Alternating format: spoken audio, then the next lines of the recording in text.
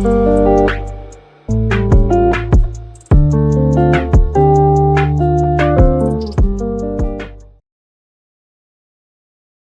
สูงค่าพี่น้องผู้ชมยินเสียงใต้ดินนับยำกุศลกูปายามหลีกตั้งสายลมอีกบาดางข่าวลงแรงเปิงก่อนเลยมาหบโทบหบยากันกว่าแทงวันหนึ่งเย้าคันเนาะย้อนหาตังหักเมตตาตังนิมใจตังสมซื้อมนเปียวตีลูกตีเท่าลาพระเป็นเจ้าขามาแต่อยู่ในหูเจ้าขากว่าหังผาหังมันสิกรรมค่ะในวันเมื่อนั้นค่ะที่เขาก็ติสืบเห็นยามอิสระเขาได้ละถึงศึกปืนของกลมิวอิสระค่ะนะกาปานที่ขึ้นเยอะมาสูงก็มีกาปานที่ตกแต้มก็มีกาปานที่เมปกตังเหมาก็มีค่ะลิอามแต่ค่ะนะในสมัยยามลิกพระเป็นเจ้าที่เขากัดเห็นกว่าซ้อมกันในค่ะนะมันมีศึกปืนที่เจเมียวมันดีนะคะนะลองให้ลองหลีลองหมึกลองเรื่องลองตั้งเหยื่อแมดมันเป็นซึ่งหนังหือกูนจื้อจัดเจ้าคือเนี่ยเขาหลู่เฮ็ดจอมอโลกลางใจของเขาห้ามนั้นก็เขาหลู่เฮ็ดจอมหนังอโลกลางใจของพระที่เขาเฮ็ดวัดกูกวายพี่น้องครับมีหุนางสังทู่ปาละที่จีอย่างปันตามคนที่เฮ็ดวัดมันค่ะนะกุยกับพระของคนมิวอิศิลาเนี่ยเพราะว่าเขาเทงเป็ดพระเป็นเจ้าบ้านเนี่ยก็ไว้หุนางสังทู่บ่เนี่ยจังอาโลญากินได้ค่ะนะโกนดังจื้อจัดเจ้าคือก็ไหลกวาดตกเป็นขี้ขาในวันมื้อนี้เขาก็ได้สืบเห็นนะแกมอิสระเป็นพลไคในพี่น้องค่ะเขาขามาฮู้จักเขาก่อนตามค่ะนะอิสระเป็นคนคือหนึ่งนะจื้อจัดเจ้าคือมิวอิเซลาค่ะนะเขาเป็นคือเลวีผู้มอนของอิสระค่ะเป็นอาโรนค่ะนะโปของอิสระซ้ำเป็นสลายาหินละคียาในค่ะนะสลายาก็เพราะฉะนั้นอิสระเนี่ยสืบมาเนื้อจื้อเงินไขของกนเลวีและปู่หมอนของเขาก็เป็นปลอเฮกหลวงหรือฉะนั้นก็ค่ะในข่าวต่างที่ไหลกอดตกเป็นขี้คาในเมืองป่าปู่หลุนเนี่ยที่นั่นค่ะเขาตึกหาหาบท่ามนาการปลอเฮกอยู่ค่ะพี่น้องค่ะเจ้าอาขิงข้าวยามเห็นหูจักสมัครยามดีของพระเป็นเจ้าอิสระคานเจ็ดข้อที่6ค่ะนะไล่ลาดถึงเขามีน้ำกัดตั้งแขนในหลวงปิงหยับตราโมเสเขามีทั้งป่องเสริญในรองของปิงหยับตราโมเสนะครับนะซ้ำแทงรองหนึ่งครับวายเสกลมิวอิเซละมีจองปิกมันก็บัวคุณเอาคำในผูกัดในสามายาลูยาเหลียวเผาเมืองเผาจองปิกมันเผาโหลำเวียงค่ะนะหอของสมุนเหยคุณเอาคำก็เหลืองครับมันเป็นเมืองห้ามกว่านะครับเนี่ยวายเสนั่นน่ะเขามีจองปิกมันเนาะจะรอพอตลาเนี่ยมันเตะจะเป็นมาเมื่อไรไหนในค่ะอิสลาเนี่ยเป็นผู้ดีก่อตั้งจะรอพอตลาหรือฉะนั้นก็อิสลาเนี่ยเป็นครูสอนเสียหมอแก้มธรรมะทั้งหลายในกันเนาะเขาเป็นก็ติดทุกเสียหมอแก้มธรรมะทั้งหลายมาเนี่ยก็พึกเขาก้นเนี่ยป่องแจงแรงจากนปิงยับตลาของมูเสเขาเป็นก็อ่อนทั้งสุดคณะติเตจ้าเมปกตังมาเนตั้งอันเฮียนหู้จักสมาแก้มดีของพระเป็นเจ้าจอมหนังเดียวคาไลหันกันนะเพราะว่าแต่เมปกตังมาสึงจึงวันเมืองมิวอิเซลาเนี่ย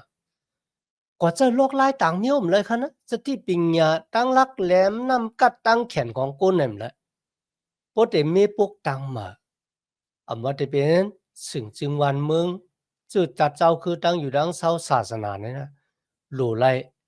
วายนามาจูสมาแก้มดีของพระเป็นเจ้าวายนามาจูปิ้งยับของพระเป็นเจ้าก็เพราะฉะนั้นในปับลิกแกมอิสลาในค่ะนะหัวข้อที่ลำลองนั่นก็เป็นสมาแก้มดีของพระเป็นเจ้าปิ้งยับของพระเป็นเจ้าเขาพี่น้องค่ะอ่านในอิสลาข้านหนึ่งข้อที่1อิสลาข้าน3ข้อที่2อิสลาข้าน6ข้อ14ข้าน6ข้อ18อิสลาข้าน7ข้อ6ข้อที่10 ข้อที่14อิสระข้านเก่าข้อที่4อิสระข้าน10ข้อที่3ตั้งข้อที่5ครับเฮาขาดได้เลยหันว่าปิ้งหยับตลาถาวราพระเป็นเจ้าในคันนะมันจับแสงกันดังอสักต้านของกลเมียวอิเซลาสมาจามดิกในคันนะบ่ได้เป็นป้ายศาสนาบ่ได้เป็นตั้งอยู่ตั้งเศร้าของคนในเมืองอิเซลาพิงเงทุ่งจามเขานะครับแหละบ่ได้เป็นรองของหน้าที่การงานบ่ได้เป็นรองของการว่านการเมืองในค่ะสมาจามดิกของพระเป็นเจ้าเนี่ย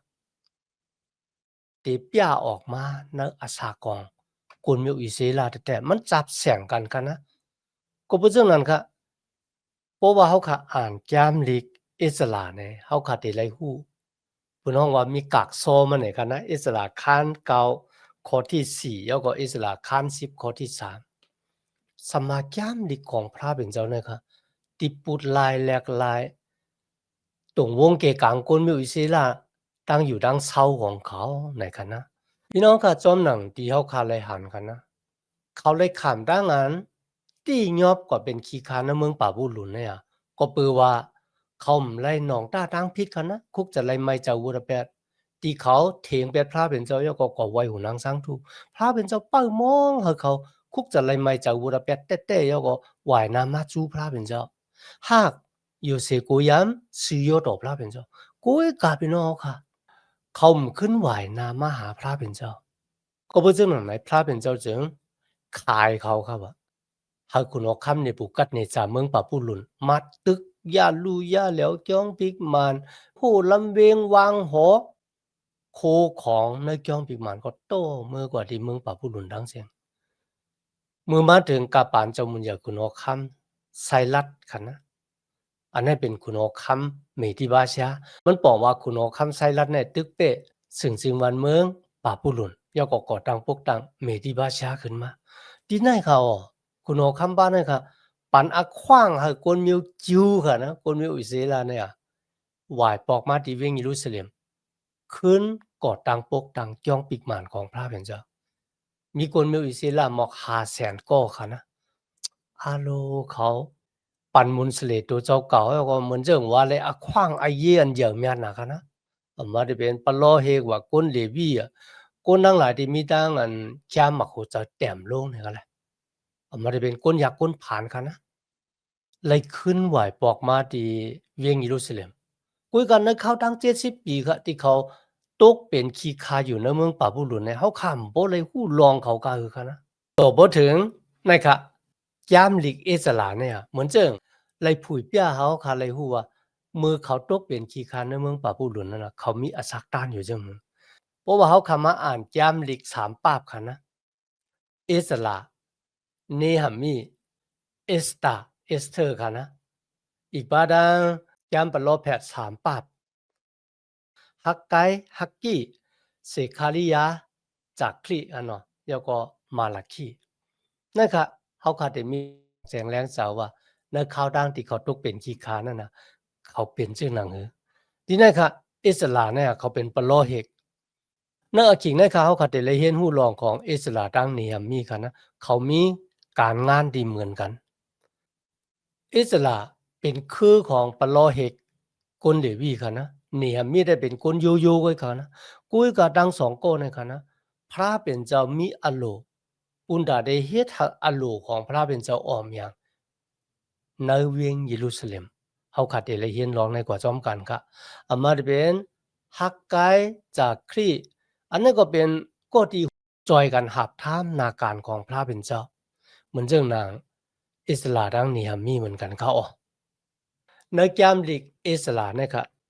ตีเพออกเป็น2ตอนคันเนาะตั้งอันออกเมืองป่าปูหลุนป่นเสตั้งอันเป็นขี้คะมาจอมเจลูปาเปล่าคันนะเจลูปาเปล่าเลยปาโกนมิวอิซิลาออกเมืองป่าปูหลุนมาคันนะ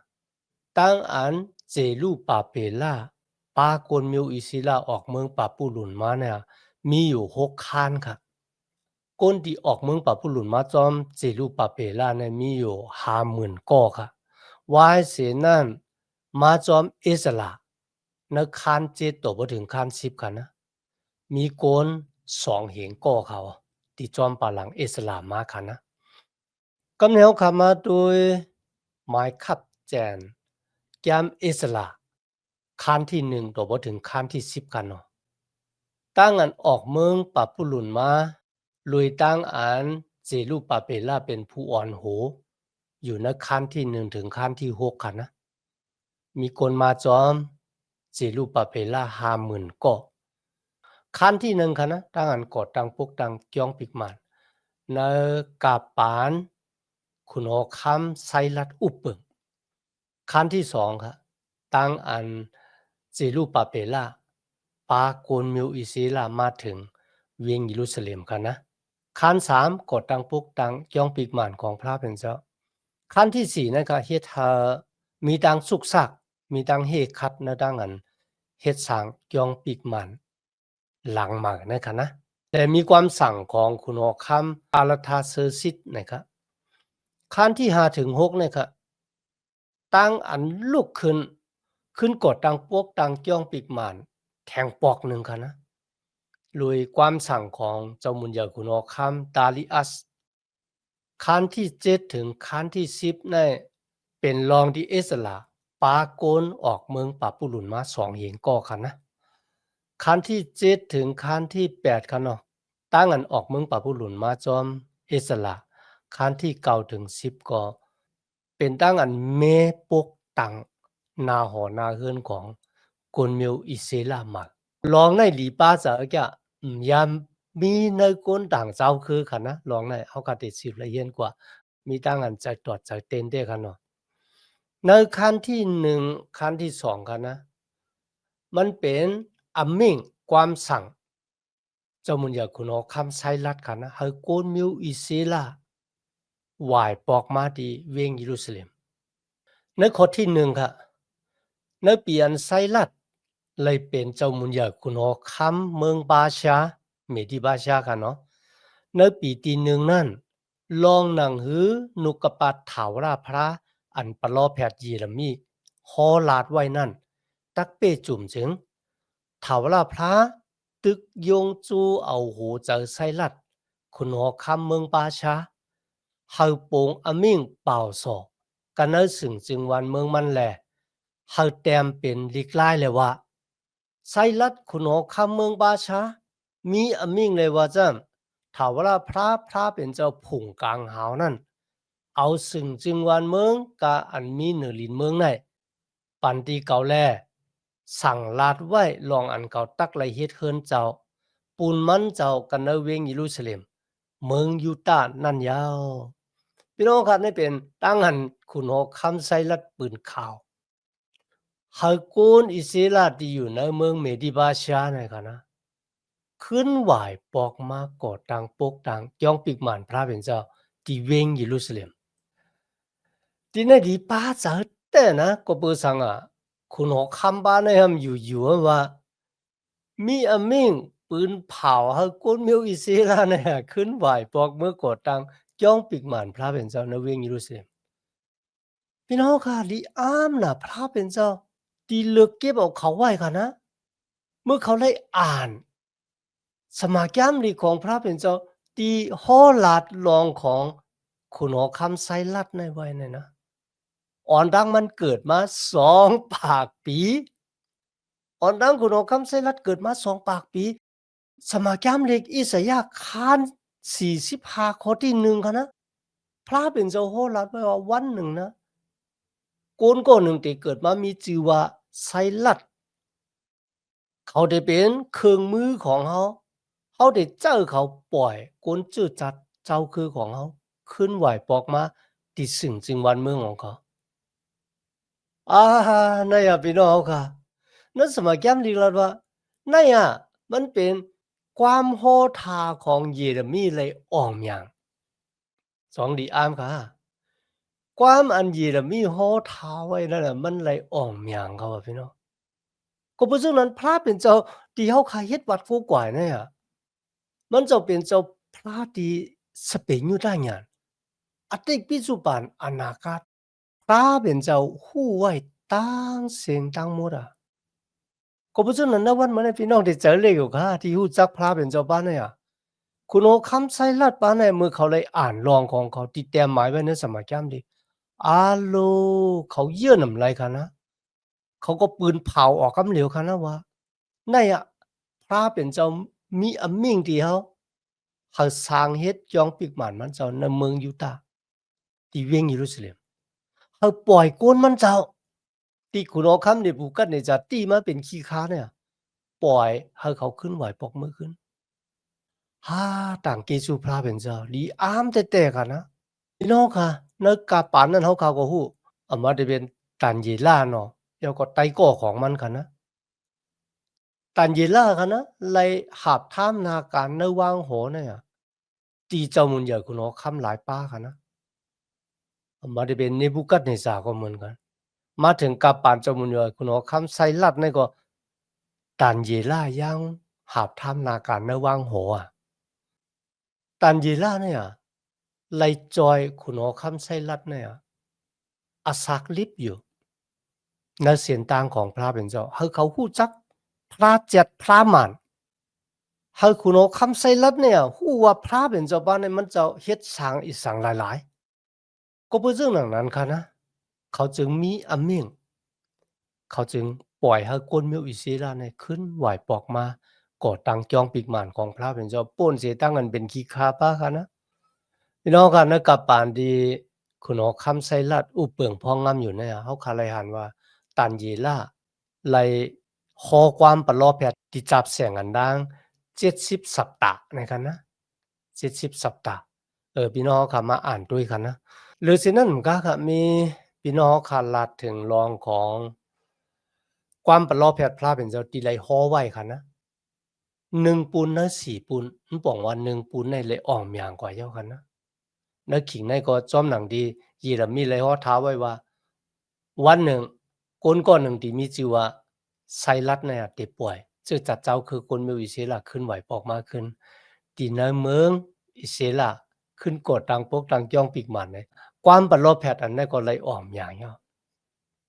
ก็เพราะฉะนั้นพระเป็นเจ้าป้าให้มันเป็นพระเป็นเจ้าที่เปิดทิ้งกติเสร็จจับเหมือนพระป้าเลยแต่ค่ะนะคุณหางสังทุกก็หมดทิ้งกติเสร็จจัก ก็เบิ่มันยามลุกขึ้นแล้วก็ไปกว่า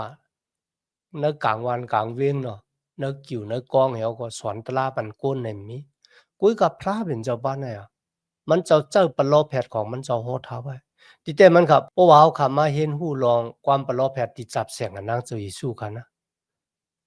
ในต่างอันมันเจ้าได้จ้วมมามีคนนับอ่านว่ามีอยู่หมอก3ปากเคาะข้าก็ย้ำนับตัวเหป้องเขาค่ะนะ มาได้เป็นรองของจุยสุติมาเกิดที่หมู่บ้านเป็ดเลเฮมจำมีขะคันหาคอสองกันนะหอนดังจุยสุติมาเกิดฮอท้าไว้จุยสุก็สมมาเกิดที่เป็ดเลเฮมแต่มัดแถกคัน2ข้อ33เขาได้ห้องจุยสุว่าก้นน่ะสะแลดเนี่ยกันนะก็ซ้ำจัลเตอร์ค่ะนะโฮเซียคัน11ข้อที่1เจ้าเยซูได้เลยขำดังอันห้องออกเมืองอียิปต์มาเนี่ยก็ซ้ำจะอีกบาดังเยเรมีคัน31ข้อ15ค่ะนะ ในวานหลามาที่เป็นเมืองเล็กๆในค่ะนะที่มีตั้งห้องไห้เนี่ยพี่น้องค่ะอันนี้เป็นความปลบแผดที่โหดหามันก็เลยออมอย่างจอมหนังที่สมาแกรมที่พระเป็นเจ้ามีไว้เขาเสียมัดแท้ก็เลยเอามากลับก่ายกันค่ะนะนะ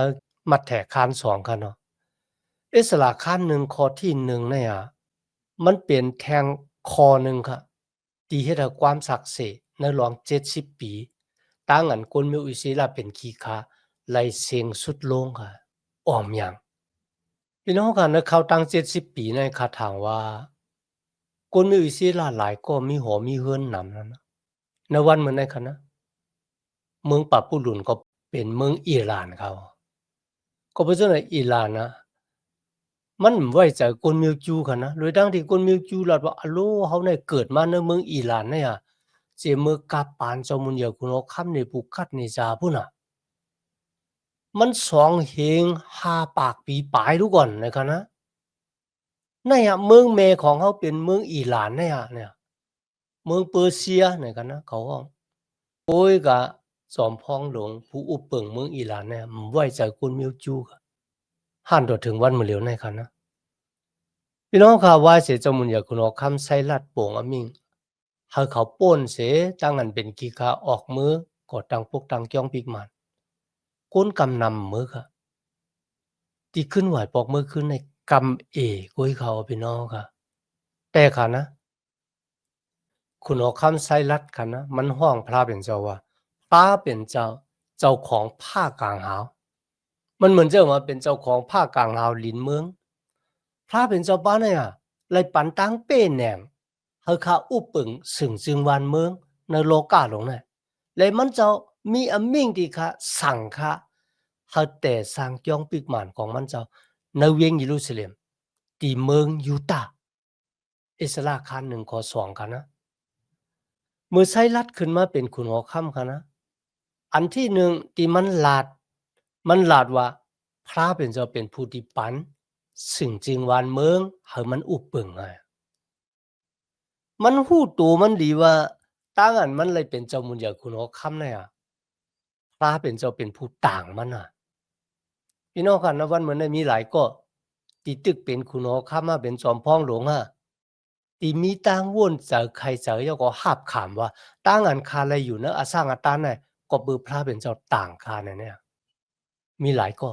กุ้ยกันเนอะขิงในเจ้ามุญญาคุณหอค่ำบ้านเนี่ยมันหาบขามจังไหนแต่มันห้องพระเป็นเจ้าว่าพระเป็นเจ้าผู้อุปเปิงกลางหาวตั้งแต่เขาพี่น้องค่ะจอมหนังที่เยสเกลาไลหันลูปายงเนมิกคะนะมันเลยหันตั้งอย่ามีพระเป็นเจ้าที่ออกจ้องปีกหมานพระเป็นเจ้ากว่าเนาะเยสเกลาว่าตั้งอย่ามีของพระเป็นเจ้าออกเนื้อจ้องปีกหมานกว่าออกเนื้อเวียงเยรูซาเล็มกว่าโอ้เย่าตั้งอย่ามีของพระเป็นเจ้าในคะนะเป้อหลอมหลูลุ่มลากนมิวอิเซลาว่าจองเขาเตคุกจะไล่ไม่จะวุระแปด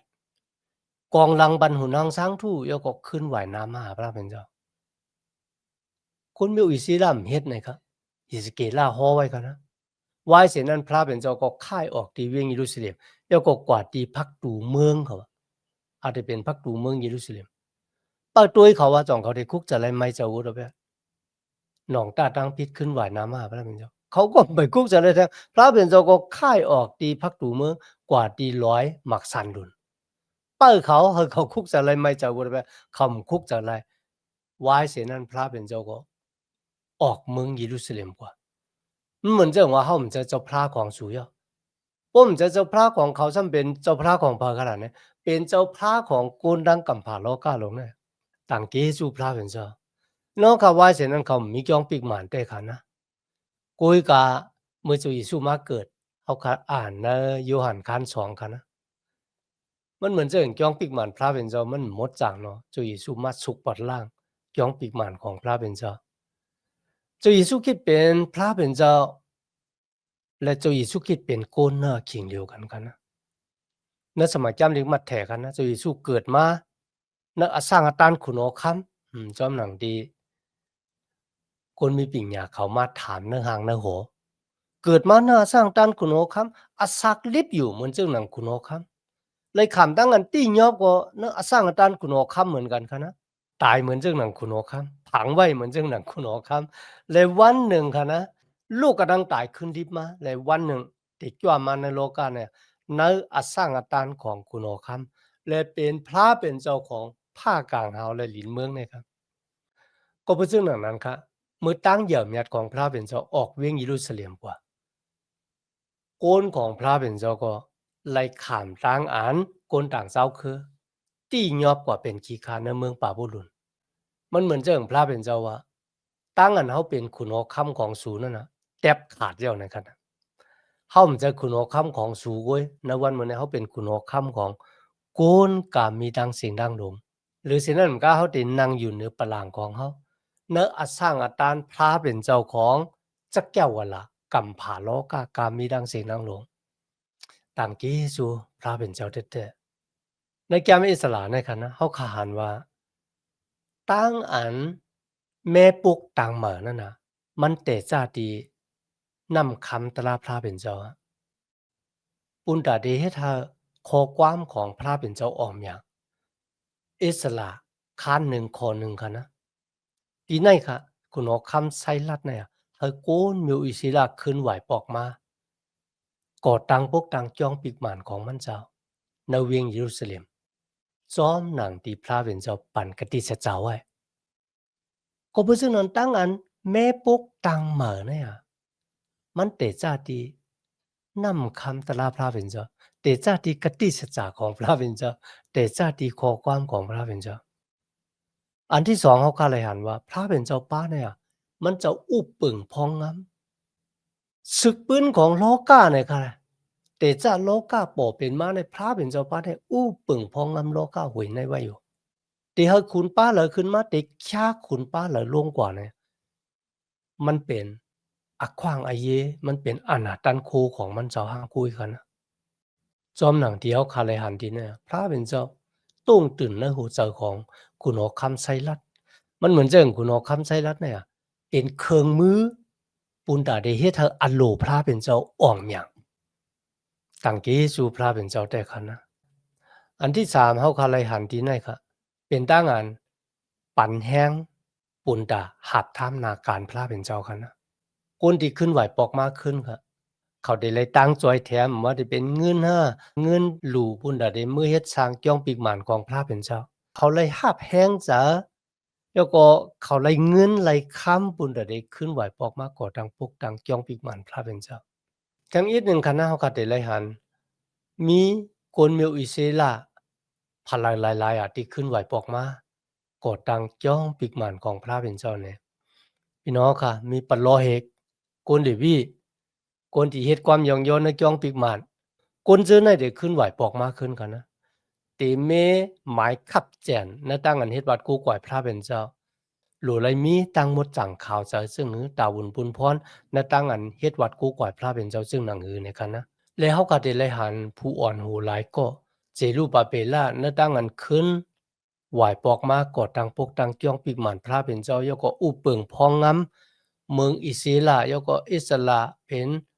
ก็ที่สอนสมาจามดีของพระเป็นเจ้าฮักไกเสคาลิยาคนเจ้านั่นก็เป็นก็ที่ข้อความปลอแพทย์ของพระเป็นเจ้าในแกมอิสระข้านหนึ่งข้อที่หนึ่งที่สองในก็เขาขาหันว่าอิเซลาขึ้นไหวปอกมาถึงกติสัจจาของพระเป็นเจ้านำคำตราพระเป็นเจ้าตีไลโฮท้าไว้ตั้งเยเรมีกันเนาะมีดังนั้นต่างเกจูพระเป็นเจ้าอย่านาณวันเมื่อไหร่ค่ะที่เฮาเข้ามาเห็นจำอิสระที่เตะจ้ามันกว่าซ้อมกันคันเนาะโดบ่ถึงอากิ่งเฮาขาดสุดนะกิ่งนะย้อนหาตั้งหักเมตตาตั้งนิมจาตั้งสมเสือมนต์เปียวติลูกตีเฒ่าเวลาพระเป็นเจ้าเฮาเข้ามาแต่อยู่นะหูเจ้าเฮาคักกว่าหังผาหังมันสิกำค่ะมาสูงค่า